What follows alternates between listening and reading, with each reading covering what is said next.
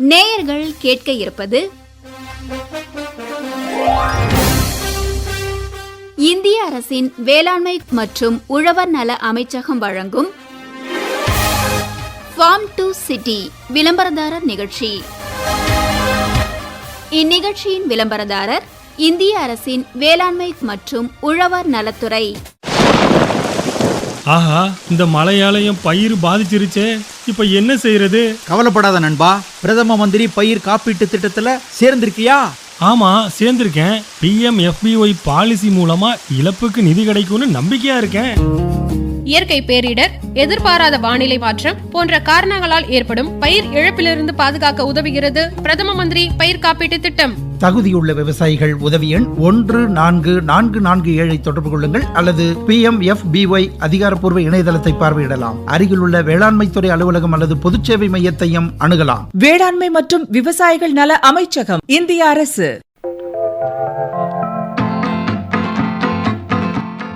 தமிழ் தமிழ். வா லக்ஷ்மி, வா உள்ள வந்து உட்காரு. வா. என்ன உடம்பு சரியில்லையா? என்ன டேப்லெட் சாப்பிட்ற? உடம்பு சரியில்லைன்னு சாப்பிடல, உடம்பு சரியா இருக்கணும்ன்றதுக்காக சாப்பிட்றேன். என்ன உடம்பு சரியா இருக்கணுன்றதுக்காகவா? என்ன சொல்ற? ஆமா, வயசாயிட்டே போகுதுல்ல, உடம்புல எல்லா சத்தும் குறையும். அது எல்லாத்தையும் இந்த ஒரு டேப்லெட் போட்டாலே சரி பண்ணிடலாம். அப்படி என்ன டேப்லெட் அது? இந்த டேப்லெட்டா சொல்றேன், நல்லா கிளியரா கேட்டுக்கோ. கேட்டுட்டு நீயும் வாங்கி சாப்பிடு, சரியா?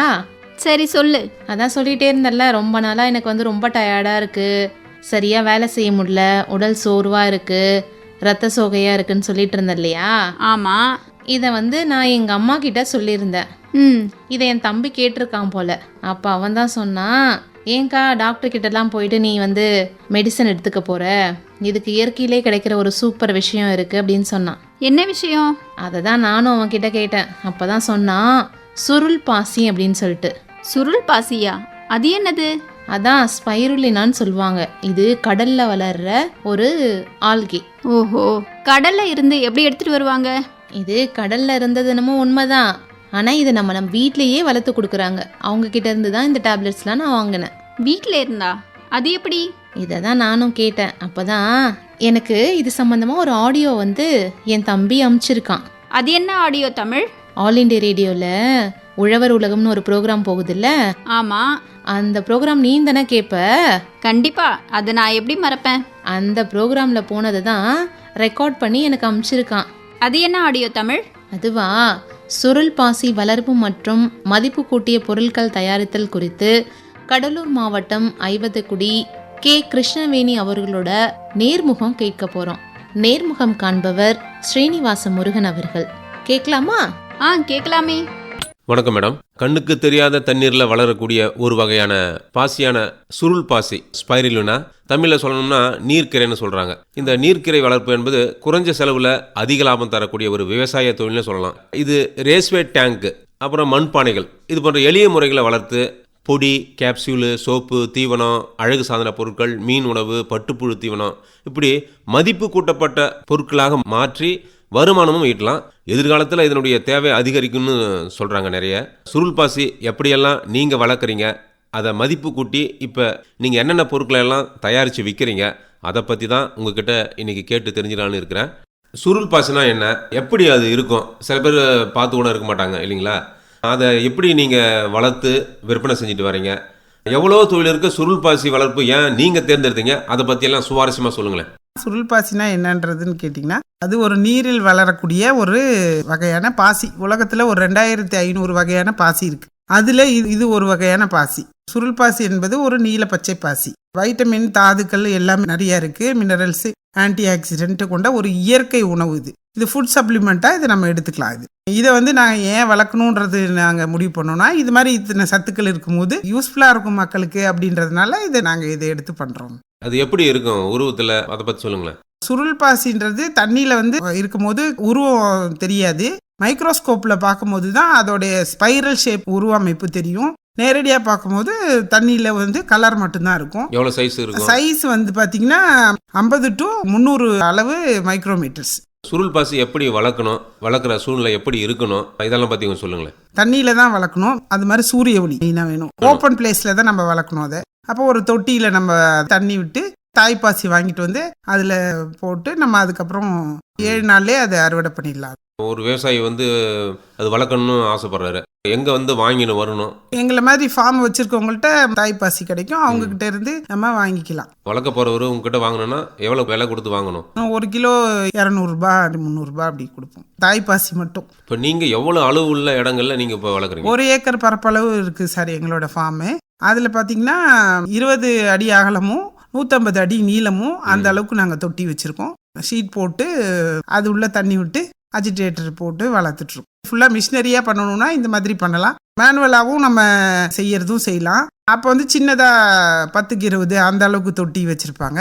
அந்த மாதிரி தொட்டியிலும் ஒரு ஸ்டிக்கு மாதிரி வச்சுட்டு அதில் கிண்டி அந்த மாதிரி மேனுவலாகவும் செய்யலாம். நீங்கள் வச்சுக்கிற இடம் ஒரே அளவுள்ள ஒரு தொட்டியா, இல்லை அதில் பார்ட்டாக பிரித்து வச்சுருப்பீங்களா? ஒரு தொட்டி எங்களோடது 20க்கு 150 அடி நீளம். அதே மாதிரி 6 தொட்டி நாங்கள் வச்சுருக்கோம். அப்போ எங்களுதில் பார்த்தீங்கன்னா ஒரு தொட்டிக்கு எத்தனை கிலோ உற்பத்தி பண்ணுவீங்க? உற்பத்தி பண்ணுறது ஒரு நாளைக்கு 30 கிலோ 40 கிலோ ஈரப்பாசி எடுப்போம். அது மாதிரி ஒரு நாளைக்கு 3 தொட்டி எடுக்கணும். ஒரு நாளைக்கு 120 கிலோ கம்பல்சரி நம்ம ஈரப்பாசி எடுப்போம். இப்போ ஒரு தொட்டி இருக்குது இல்லைங்களா, அதில் தண்ணி அளவு எவ்வளோ? முழு மட்டத்துக்கு வச்சுக்கணுமா இல்லை அரை மட்டத்துக்கு? தொட்டியோட அளவே ஒரு 2 அடி உயரம் தான் இருக்கும். 1.5 அடிக்கு தான் அதில் தண்ணி வச்சுருப்போம். அதில் ஃபுல் தண்ணியும் நம்ம ஹார்வெஸ்ட் பண்ணாமல் 50,000 லிட்டர் அளவுக்கு அதில் பாதி கொண்டு அவ்வளவுக்கு நம்ம ஹார்வெஸ்ட் பண்ணால் போதும். தண்ணீர் வசதி எப்படி? நீர் மோட்டர் மாதிரி? ஆமாம், போர் தண்ணி தான் ஆக்சுவலாக இதுக்கு யூஸ் பண்ணணும். கார்பரேஷன் தண்ணியோ இல்லை குளத்துல இருந்து இருக்கிற தண்ணியோ இல்லை கிணத்து தண்ணியோ இது யூஸ் பண்ணக்கூடாது. ஏன்னா வேற வகையான பாசி இதில் வளர்ந்துரும். பியூரான போர் தண்ணி தான் இதுக்கு யூஸ் பண்ணுவோம். நம்ம வேற எந்த தண்ணியும் நம்ம யூஸ் பண்ணக்கூடாது. இதை வளர்க்குற முறை பார்த்தீங்கன்னா pH லெவல் மெயின்டைன் பண்ணுறது முக்கியம். சாதாரண தண்ணியிலே 6 to 8 அளவுக்கு pH லெவல் இருந்தால் தான் இதை வளர்க்குறதுக்கான சரியான தண்ணி அப்படின்னு அதை டெஸ்ட் பண்ணிட்டு தான் இந்த இடத்துல வளர்க்கலாங்கிறதையே முடிவு பண்ண முடியும். ஃபுல்லாக வெயில் படுற மாதிரி இருக்கணும், ஓப்பன் பிளேஸில் தான் வளர்க்கணும். அப்போ மழை காலம் என்ன பண்ணுங்க? மழை காலங்கள்ல இருக்கலாம். ஃபர்ஸ்ட் பாசி விட்டு ஒரு 8 நாளுக்குள்ள மழை வராம இருந்தா போதும். அப்புறம் pH லெவல் இன்க்ரீஸ் ஆயிட்டாலே நமக்கு தானா அது சரியாயிடும். 30 கிலோன்னு சொல்றதை விடவே 60 கிலோ கூட சில டைம் ஒரு தொட்டியில வர வாய்ப்பு இருக்கு. கரெக்டான அந்த வெப்பநிலையும் சூழ்நிலையும் இருந்ததுன்னா நல்ல வளர்ச்சியும் கொடுக்கும். அதனால நம்ம இவ்வளவுதான் எடுக்க முடியும் அப்படிங்கிற கணக்கும் கிடையாது. நம்ம பராமரிப்பு முறையும் மெயினா இருக்குங்க சார். உபகரணம் என்னென்ன பயன்படுத்துறீங்க? pH மீட்டரு, ஓடி மீட்டர் இருக்கு, அது பார்ப்பேன். கார்பனேட் அளவு CO3 HO3 அது பார்க்கணும், அது பார்ப்பேன். மைக்ரோஸ்கோப்ல லென்த் எப்படி இருக்குன்றதும் பார்க்கணும். அதுல ஏதாவது பிரச்சனை இருக்கா அப்படின்றதையும் மைக்ரோஸ்கோப்ல பார்க்கும்போது நமக்கு தெரியும். இது உற்பத்தி பண்றது மேனுவலும் பண்ணலாம், தொழில்நுட்ப உபகரணங்களை பயன்படுத்தி பண்ணலாம். நமக்கு பெரிய லெவல்ல பண்ணா பெனிஃபிட் ரொம்ப நல்லாவும் இருக்கும், வேலையும் குறையும். மேனுவலா பண்ணும்போது வேலை பளு அதிகமா இருக்கும் இல்லைங்களா, அதுதான் வேற. சுருள் பாசினுடைய உற்பத்தி காலம் 7 நாள்னு சொன்னீங்க. இப்போ 7 நாளுக்கு அப்புறம் என்ன பண்ணணும்? இந்த டெஸ்ட் ஓடி பார்க்கும் இல்லைங்களா, அதில் பார்க்கும்போது எவ்வளோ வளர்ந்துருக்கு அப்படின்றது நமக்கு தெரியும். அப்போ தெரிஞ்சதுன்னா அதை நாளைக்கு அதுக்கு அறுவடைக்கு தயாராக இருக்குது இந்த தொட்டி அப்படின்னு நம்ம ரெடி பண்ணிட்டோம்னா அதை ஹார்வெஸ்ட் பண்ணுவோம். அதை எடுத்து துணியில் வடிகட்டுவோம் சார். அதுக்குன்ற துணி இருக்குது, அந்த துணியில் வடிகட்டி மேனுவலாக பண்ணும்போது கையாலே எடுத்து மொண்டு ஊற்றி ஒரு ஸ்ப்ரே மாதிரி வச்சுருப்பாங்க, அதில் வச்சு ஊற்றுவாங்க வலை வச்ச ஃப்ரேமில். ஆனால் நம்ம மிஷினரியில் பண்ணும்போது பெரிய ஃப்ரேமில் மோட்டார் வச்சு அதில் இறச்சி தண்ணி ஃபில்டர் பண்ணுவோம். ஃபில்டர் பண்ணி அந்த தொட்டிக்கே ரிட்டர்ன் போயிடும் தண்ணி. பாசி மட்டும் மேலே நல்லா படிஞ்சு துணியில் அழகாக இருக்கும். நம்ம டெய்லியும் அதை ஃபில்டர் பண்ணி எடுத்து அதை வழித்து எடுத்து அதை அதில் உப்பு தண்ணியில் தான் மோஸ்ட்லி நம்ம உப்பு தான் போடுறோம். அதில் வளர்க்குறதுக்கு உப்பு போடுவோம். அதில் உப்பு இருக்குனால அந்த உப்போட இதை எடுக்கணும்னா நல்ல தண்ணியில் நல்லா அலசணும். 1 மடங்கு பாசினா 3 மடங்கு தண்ணி அதுக்கு ஊற்றுவோம். நல்ல தண்ணியில் வாஷ் பண்ணிவிட்டு இந்த pH லெவலில் குறைப்போம். அதில் தண்ணியை வடிச்சிட்டு அதை புழிஞ்சு வெயிலில் காய வைக்கணும். இதில் 2 மெத்தட் இருக்குது. எப்படின்னா சோலார் முறையிலேயே காய வைக்கலாம், ஸ்ப்ரே ட்ரையரில் காய வைக்கிறவங்களும் அது அவங்களோட முதலீடை பொறுத்து இருக்குது. காய வச்சு எடுத்து ஸ்டோர் பண்ணி வச்சுக்கணும். நல்ல வெயில் இருந்தால் ஒரே நாளில் காஞ்சிரும். சரியான வெயில் இல்லைன்னா 2 நாள் கூட சில டைம் ஆகும். ஆனால் ஒரே நாளில் ஒரு 2 மணி நேரத்தில் அது காஞ்சிரும் சார். ஈரப்பதமே இருக்கக்கூடாது, நல்லா முறுமுறுன்னு இருக்கணும். அது ஸ்டோர் பண்ணி வச்சுக்கோம் ட்ரம்ல போட்டு. நம்மளுக்கு கேட்கும் போது அது பவுடரை அரைச்சி கொடுப்போம், இல்லை கேப்சூலோ. எத்தனை நாட்களுக்குள்ள ஸ்டோர் பண்ணி வச்சு சார்? 2 வருஷம் வரைக்குமே ஸ்டோர் பண்ணி வச்சுக்கோம். இதுக்கான ட்ரைனிங் நீங்க போனீங்களா? ஆமாம், முடிச்சிருக்கேன். சென்னையில் விருத்தாசலம் வேளாண்மை அறிவியல் நிலையம் இருக்கு, அங்கேயும் நம்மளுக்கு சந்தை வாய்ப்புகள் பற்றி ட்ரைனிங் கொடுக்குறாங்க. ஸ்டால் போடுறதுக்கான இது கொடுக்குறாங்க. நீங்க என்னென்ன சுருள் பாசியில் மதிப்பு கூட்டப்பட்ட பொருட்கள்லாம் தயாரித்து விற்பனை பண்றீங்க? பவுடரு, டேப்லெட்டு, காஸ்மெட்டிக்ல அந்த மாதிரி பண்ற மாதிரி கொஞ்சம் சோப்பு, ஹேர் ஆயிலு அந்த மாதிரி பொருட்களும் நாங்கள் கொடுக்குறோம் சார். டேப்லெட்லேயே பார்த்தீங்கன்னா இப்போ 4 விதமாக இப்போ நாங்கள் அது மாதிரி போட்டிருக்கோம். எப்படின்னா ஒன்று முருங்கா அது கூட ஆட் பண்ணியிருக்கோம் டேப்லெட்டில், அப்புறம் வெந்தயம் அது ஆட் பண்ணியிருக்கோம், ஒமேகா 3 அதுவும் ஆட் பண்ணியிருக்கோம். இப்போ 3 விதமாக அதில் மிக்சிங் பண்ணி அந்த மாதிரியும் கொடுக்குறோம். வெந்தயம் போடும்போது சுகர் பேஷண்ட் சாப்பிட்ற மாதிரியும், இப்போ முருங்காவுக்கு வந்து பார்த்திங்கன்னா அதில் நம்மளுக்கு அயன் இருக்கு இல்லைங்களா, அதனால அதுவும் மிக்சிங் போட்டு புதுசாக இப்படி தயார் பண்ணி அந்த மாதிரி கொடுக்குறோம். இப்போ நீங்கள் சுருள் பாசியில் தயாரிக்கிற பொருளெல்லாம் எந்த வயசுலேருந்து எந்த வயசு வரைக்கும் உள்ளவர்கள் சாப்பிடலாம்? எல்லாருமே சாப்பிட்லாங்க சார். 6 வயசுலேருந்து சாப்பிட்லாம். சின்ன குழந்தைங்க கம்மியான அளவில் எடுத்துக்கணும். பெரியவங்க சாப்பிடும் போது ஒரு நாளைக்கு சார் 4 to 8 கிராம் அளவுக்கு நம்ம எடுத்துக்கணும் சார். இப்போ சாதாரணமாக வந்து 4 to 8 கிராம் அளவு நம்ம இதை எடுத்துக்கணும். குழந்தைகளுக்கு பார்த்தீங்கன்னா 1 to 2 கிராம் அளவுக்கு நம்ம கொடுக்கலாம். பெரியவங்களுக்கு பார்த்தீங்கன்னா 3 to 5 கிராம் அந்த மாதிரி ஒரு நாளைக்கு ஃபர்ஸ்ட் எடுக்கும் போது எடுத்துக்கலாம். 8 கிராம் வரைக்கும் நம்ம எடுத்துக்கலாம். யார் அந்த பவுடரை எப்படியெல்லாம் சாப்பிடலாம்? ஜூஸாவோ சாப்பிடலாம், இல்லை மோரில் தண்ணியில் அது மாதிரி கலந்து சாப்பிடலாம், ஸ்மூதி அது மாதிரி பண்ணி சாப்பிடலாம், சாலடில் பண்ணி சாப்பிடலாம். உங்களுக்கு என்ன உணவு பிடிச்சிருக்கோ அந்த சூடான பொருட்களில் போடாமல் இந்த மாதிரி மிக்ஸ் பண்ணி நீங்கள் உங்களுக்கு என்ன ஐஸ்கிரீமில் மிக்ஸ் பண்ணி அது மாதிரி சாப்பிடலாம். ஃப்ரூட் சாலடு, வெஜிடபிள் சாலட் அந்த மாதிரி சாப்பிடலாம். இட்லி பொடியில் கூட சிலது செய்யலாம். சில பேர் இந்த அப்பளம் மாதிரியும் செஞ்சு சாப்பிடலாம். அப்புறம் கேக்கு, பிஸ்கெட்டு அந்த மாதிரி இந்த சிறுதானிய பிஸ்கெட் இருக்குங்களா, குழந்தைங்களுக்கு கொடுக்கும்போது சாக்லேட்ல மிக்ஸ் பண்ணி சாக்லேட் மாதிரி அதுவும் நாங்கள் பண்ணுறோம். அவங்களுக்கு தகுந்த மாதிரி எப்படி சாப்பிட விரும்புகிறாங்களோ அது சாப்பிடலாம். இது மெயினாக ஃபர்ஸ்ட் பார்த்தீங்கன்னா நீங்கள் ஜூஸில், மோரில் இந்த மாதிரி சாப்பிட்றது ரொம்ப யூஸ்ஃபுல்லாக இருக்கும். அதனால என்னென்னலாம் மருத்துவ பயன்கள்லாம் இருக்கு மேடம்? ப்ரோட்டீன் பார்த்தீங்கன்னா 60 to 70% ப்ரோட்டீன் இருக்குங்க sir. Antioxidant, beta carotene, iron, vitamin B complex, calcium, magnesium இது எல்லாமே இதில் இருக்குங்க சார். பைக்கோசைனின் அப்படின்ற ஒரு நிறமி இருக்குது. அது வந்து புற்றுநோயை குணப்படுத்துகிற அளவுக்கு அதுவும் இதில் இருக்கிறதுனால அது யூஸ்ஃபுல்லாக இருக்கும். மெயினாக பாலூட்டும் பெண்களுக்கு அது ரொம்ப யூஸ்ஃபுல்லாக இருக்கும். அது ப்ரோட்டீன் இருக்கிறதுனால அவங்க சாப்பிட்லாம். எல்லா விட்டமின்ஸ், மினரல்ஸ் எல்லாமே இதில் இருக்குங்க சார். அப்புறம் ஹேர் லாஸ் ஆகிறவங்க அது மாதிரி இருக்கிறவங்களுக்கும் இது கண்டிப்பாக எடுத்துக்கலாம். பால், இறைச்சி, மீன் இதை விட 3 மடங்கு இதில் அதிகம் இருக்கு. ஆமாம், கேரட்டில் இருக்கிறத விட 27 மடங்கு இதில் அதிக சக்தி இருக்கு. காய்கறின்னு பார்த்தீங்கன்னா 1000 கிலோ காய் எடுத்தா எவ்வளோ சத்து வருமோ அது வந்து 1 கிலோ ஸ்பைருலினாவில் கிடைக்குது. அது மாதிரி ஒவ்வொரு இதுல இருந்தும் இப்போ நமக்கு அதிக சத்துக்கள், இது புரோட்டீன் இருக்கு. சுருள் பாசின்னு சொல்லப்படுற நீர்க்கரையில இவ்வளவு சத்து இருக்குன்னு சொல்றீங்க. இது மக்களிடையே அந்த அளவுக்கு விழிப்புணர்வு இருக்கா மேடம்? விழிப்புணர்வு இருக்குங்க சார். வேளாண்மை இதுல நமக்கு ஸ்டால் கொடுக்கும்போது விவசாய மக்களும் அங்க வராங்க இல்லைங்களா, அப்ப நம்ம ஸ்டால் போடும்போது அவங்க இதை பத்தி என்னன்னு புதுசா வர இருக்கிறதுனால கேட்பாங்க. விவசாய மக்களுக்கும் தெரிய ஆரம்பிக்குது, எல்லாருக்குமே தெரியுது சார் இதை பத்தி. சுருள் பாசி வளர்க்குறீங்களா மேடம்? இப்போ அறுவடை வந்து 7 நாளுக்குள்ளேன்னு சொன்னீங்க. 7 நாள் அறுவடை பண்ணிட்டு அதையும் பச்சையாட சாப்பிடலாமா மேடம்? தண்ணியில் அலசிட்டு ஃப்ரெஷ் ஜூஸாகவே போடுவோம். அது நல்லாவே இருக்குங்க சார். அது உடம்புக்கு பார்த்தீங்கன்னா இது சாப்பிட்ட ஒரு 2 மணி நேரத்துலேயே உடம்பு நல்லா சுறுசுறுப்பாகவே இருக்கும். காலையில் ஒரு 10 மணிக்கு சாப்பிட்டோன்னா மதியம் 3 மணிக்கு மேலாம் பார்த்தீங்கன்னா நல்லா சுறுசுறுப்பாக இருக்கும். சுவை கிடையாது, பாசியோட வாசனை அவ்வளோதான் வரும். மற்றபடி வேற நம்ம எது கூட சேர்ந்து சாப்பிட்றோமோ அதோட டேஸ்ட் தான் வரும். ஜூஸ் போடும்போது லெமன் ஜூஸில் ஆட் பண்ணி குடிப்போம். அந்த லெமன் ஜூஸோட டேஸ்ட் தான் இருக்கும். சாப்பிட்றது மட்டும் இல்லாமல் வேற ஏதாவது பயன்பாடு இருக்கா? அலங்கார மீன் வளர்க்குறதுக்கு ரொம்ப இதை யூஸ் பண்ணுறாங்க. நல்லா ஷைனிங்காகவும் நல்லா ஆரோக்கியமாகவும் இருக்குதுன்னு சொல்லிட்டு வளர்க்குறவங்களே என்கிட்ட சொன்னாங்க அதை பற்றி. குட்டி குட்டி இறால்லாம் பார்த்தீங்களா, இப்போ அந்த இதுக்கு தீவனமாக இதை கொடுத்து இது நல்லா வளர்த்து எடை அதிகரிக்கிறதுக்கு நிறைய பண்ணுறாங்க. மெயினாக அந்த மாதிரி இறால் பண்ணைக்கு நிறைய யூஸ் பண்ணுறாங்க. கோழி பண்ணைக்கும் யூஸ் பண்ணலாம். அப்போ கோழிக்கு நாங்களே அதை பார்த்துருக்கோம், வெயிட்டும் நல்லா ஏறி இருக்கும். நம்ம சுருள் பாசி வளர்ப்புல சுற்றுச்சூழல் எப்படி இருக்கு? கார்பன் டை ஆக்சைடை உறிஞ்சிக்கிட்டு ஆக்சிஜனை வந்து 30 மடங்கு அதிகமாக வெளியிடுதுங்க சார். அதனால நமக்கு சுற்றுச்சூழலுக்கும் எந்த பாதிப்பும் இல்லாமல் நல்லா இருக்கும். அந்த ஃபீல்டில் இருக்கிறவங்களுக்கே நல்லா எனர்ஜெட்டிக்காக இருக்கிற மாதிரி இருக்கும். அது மாதிரி சுற்றுச்சூழலுக்கு ரொம்ப உதவுதுங்க சார். சுருள் பாசி தயாரிப்பு வந்து ஒரு சாதாரண தொழில் மட்டும் இல்லை, திட்டமிடுதல், தன்னம்பிக்கை இருந்தால் கண்டிப்பாக நம்ம வாழ்க்கையில் முன்னேறலாம். மேடம், இது வரைக்கும் சுருள் பாசி வளர்ப்பில் நிறைய தகவல்களை தெளிவாக சொன்னீங்க. உங்களை சந்தித்து பேசுனதுல மிக்க மகிழ்ச்சி. நன்றி, வணக்கம் மேடம். நன்றி. என்ன லக்ஷ்மி, ஆடியோ கேட்டியா? எப்படி இருந்தது? தமிழ் சூப்பரா இருந்துச்சு. சுருள் பாசி வளர்ப்பு மற்றும் மதிப்பு கூட்டிய பொருட்கள் தயாரித்தல் குறித்து கடலூர் மாவட்டம் ஐவதகுடி கே. கிருஷ்ணவேணி அவர்கள் பங்கேற்ற நேர்முகம் கேட்டோம். ரொம்ப யூஸ்ஃபுல்லா இருந்துச்சு தமிழ். உண்மையே சொல்ல போனா இந்த சுருள் பாசியை நாம கூட வளர்க்கலான்னு ஒரு ஐடியா வருது இல்ல? கண்டிப்பா.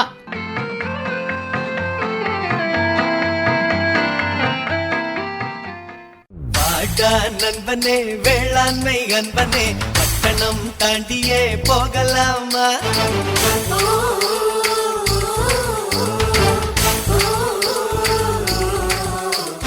நாளை இந்தியா கிராமத்தில் உள்ளதாம், இன்று நாம் சென்றுதாம் பார்க்கலாமா?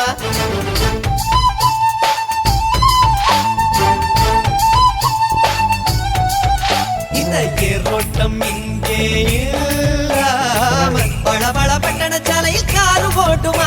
இங்கே சேத்தோட கூத்து ஆடாம பளபள 5 ஸ்டார் ஹோட்டலில் பந்தி நடக்குமா? உடவா உடையோ கொடுப்பது யாரு? இனம் என்னும் தாய்தானே. வாடா நண்பனே வேளாண்மை அன்பனே பட்டணம் தாண்டியே போகலாமா?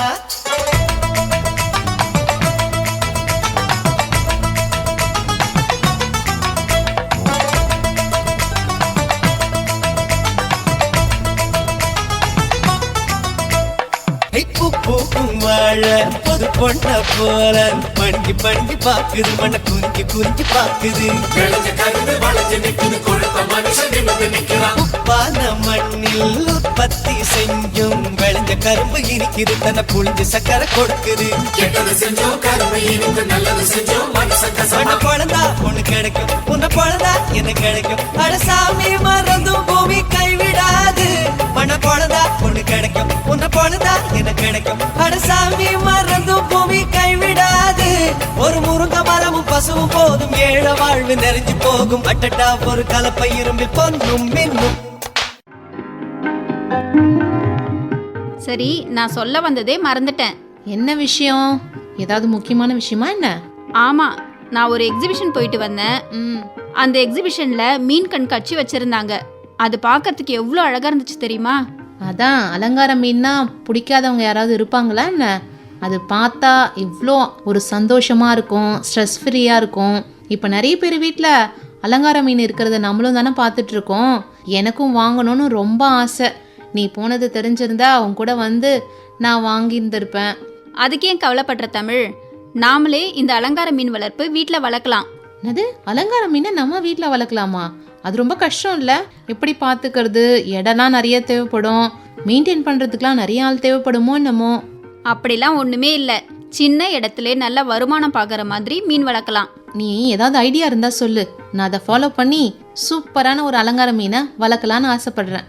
ஓகே, கண்டிப்பாக வளர்க்கலாம். அதுக்கு ஒரு ஐடியா இருக்குது. அதாவது அலங்கார மீன் வளர்ப்பு குறித்து புதுச்சேரி பெருந்தலைவர் காமராஜர் வேளாண் அறிவியல் நிலையத்தில் மீன்வளத்துறை தொழில்நுட்ப வல்லுநராக பணிபுரிந்து ஓய்வு பெற்ற வி திருமூலன் அவர்கள் பேசிய உரையை கேட்டால் உனக்கும் அந்த அலங்கார மீன் வளர்ப்பு வளர்க்கறதுக்கு ஒரு ஐடியா கிடைக்கும். கேட்கலாமா?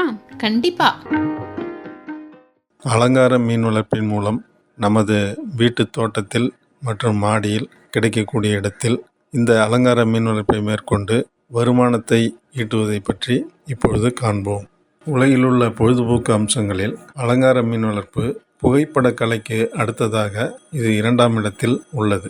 இந்த அலங்கார மீன் வளர்ப்பு நமது வரவேற்பு அறையில் கண்ணாடி தொட்டியில் மீன்களை வளர்ப்பது வீட்டிற்கு அழகை மேலும் சேர்க்கின்றது.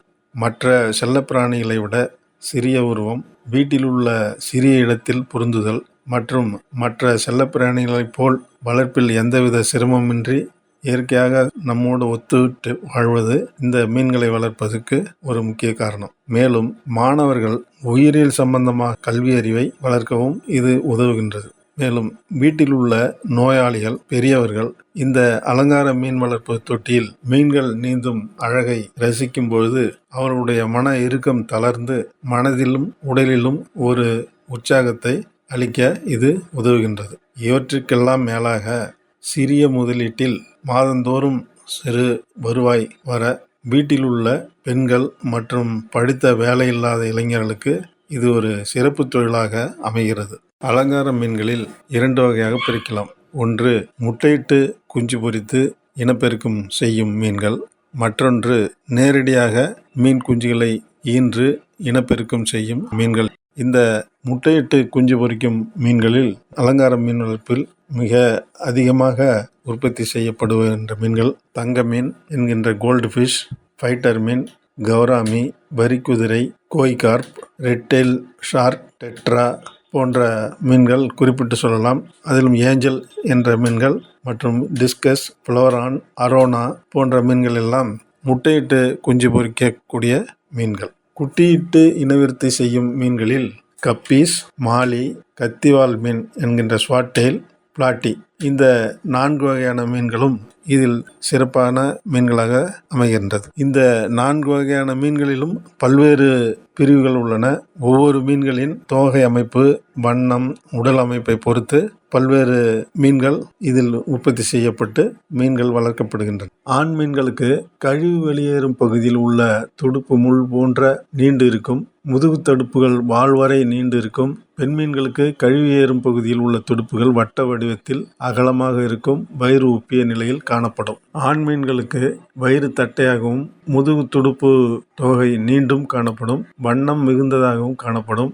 கோல்டு ஃபிஷ் எனப்படும் தங்க மீனை இனவிருத்தி செய்யும் முறைகளை பற்றி காண்போம். இந்த மீன்களின் இனவிருத்திக்கு ஒரு பெண் மீனையும் 2 ஆண் மீன்களையும் 200 லிட்டர் கொள்ளளவு கொண்ட சிமெண்ட் தொட்டிகளில் நீர் நிரப்பி மாலை நேரத்தில் விட வேண்டும். விட்ட பிறகு வேலம் பாசியினை அந்த தொட்டியில் பரப்ப வேண்டும். பெண் மீனின் எடைக்கு 4 மடங்கு அளவுக்கு பரப்பிவிட வேண்டும். இந்த செயலுக்கு பிறகு இந்த மீன்கள் சுமார் 300 500 முட்டைகள் கூட இந்த பெண் மீன்கள் இடுகின்றன. முட்டையிட்ட இந்த மீன் குஞ்சுகள் 60 72 மணி நேரத்தில் பொரித்து வெளிவரும். 3 நாட்களுக்கு முன்பே உரமிட்டு நுண்மீன் உணவு உற்பத்தி செய்யப்பட்ட தொட்டிகளில் சதுர மீட்டருக்கு 200 மீன் குஞ்சுகள் என்ற அளவில் இருப்பு செய்ய வேண்டும். அடுத்ததாக கௌராமி மீன்கள் நுரைக்குமிழ் போல் கூடு கட்டி அதில் முட்டையிட்டு இனப்பெருக்கும் வழக்கம் கொண்டவை. இவற்றை 50 100 லிட்டர் அளவுள்ள கண்ணாடி தொட்டியில் ஆண் மீன் ஒன்றுக்கு ஒரு பெண் மீன் என்ற அளவில் இட வேண்டும். ஆண் மீனுக்கு முதுகு துடுப்பு தொகை வால் வரை நீண்டிருக்கும். பெண் மீன்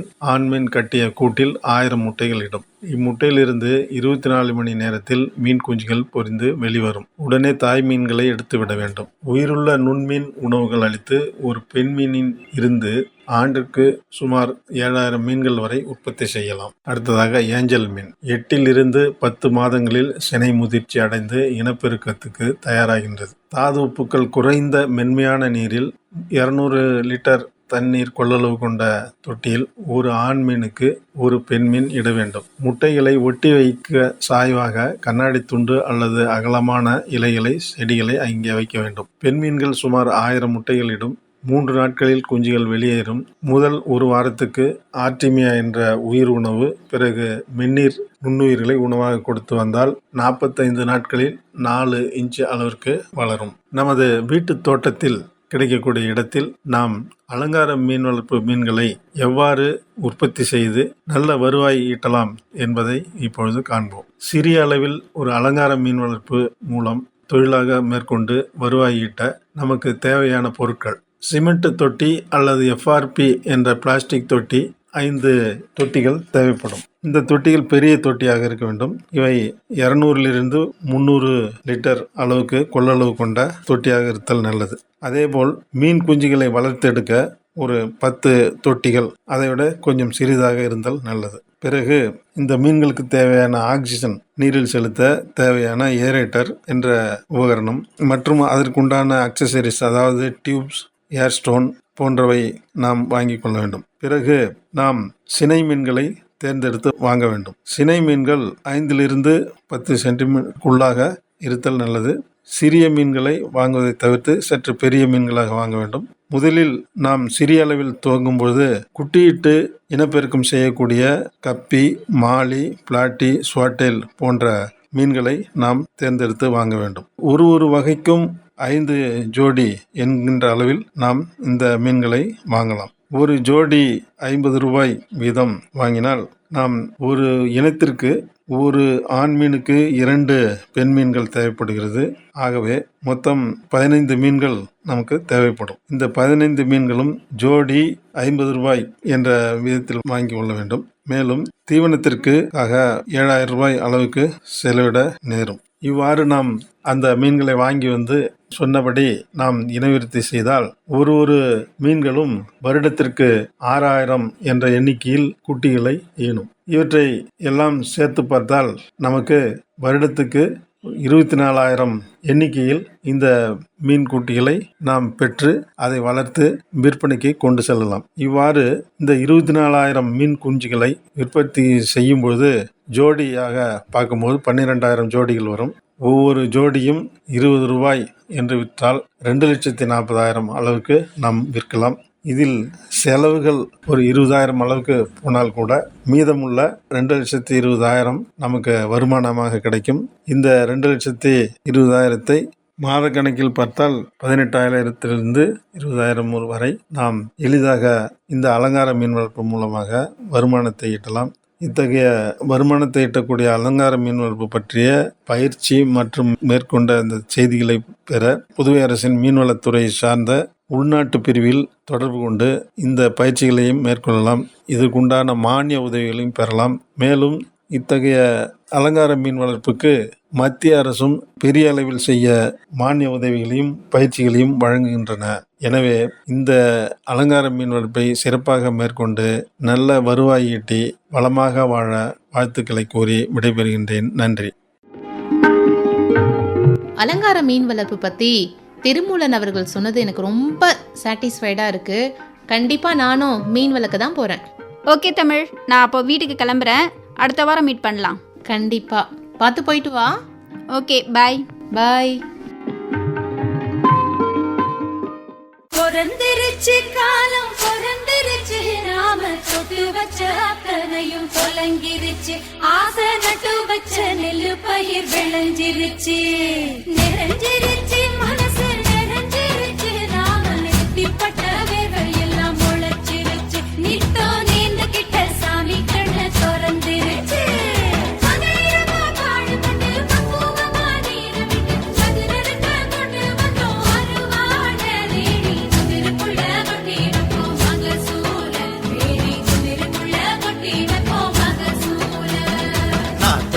வேலையில பார்த்திருந்த பூமையில காத்திருக்கேன் அறுவடைக்கு நானும் நீயும் கண்டுக்காம போறதென்ன நியாயம்?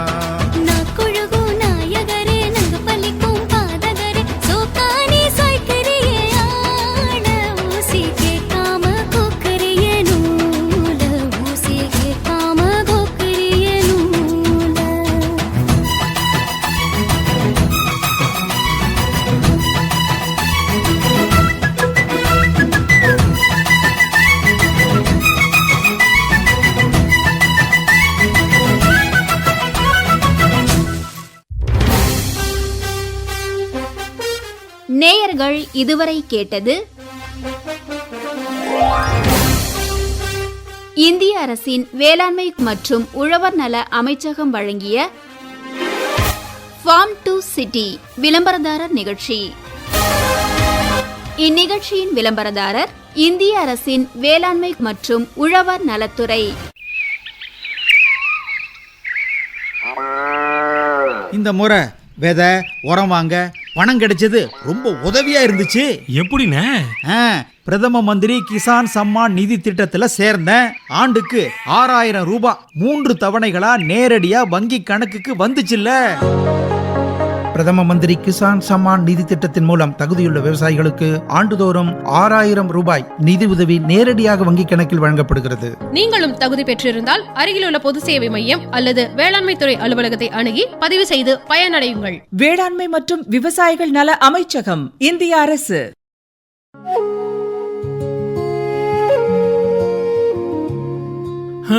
இந்த வருஷம் மகசூல் கொஞ்சம் குறைஞ்சிருச்சு. என்ன தம்பி, மண்ணை பரிசோதனை செஞ்சியா? இல்லையானே. முதல்ல உங்க மண்ணை பரிசோதனை செய்யுங்க.